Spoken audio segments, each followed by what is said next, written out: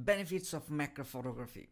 Macro photography teaches us to be patient. For example, spider, pest insects, and others. They don't appear easily, and even they appear suddenly. They go out from frame suddenly. It needs a lot of patience, especially when waiting for a particular moment of interaction. For example, insect taking off, jumping at prey, feeding another insect, etc. Of course, you don't always get your shots, so be prepared to try again and again. Macro photography improves knowledge on subjects. To take a better macro shot, you need to study behavior pattern of certain macro subject. You need to understand them better. For example, how and where to find them, how many types of them, do they like jump, when they like to feed their baby, etc.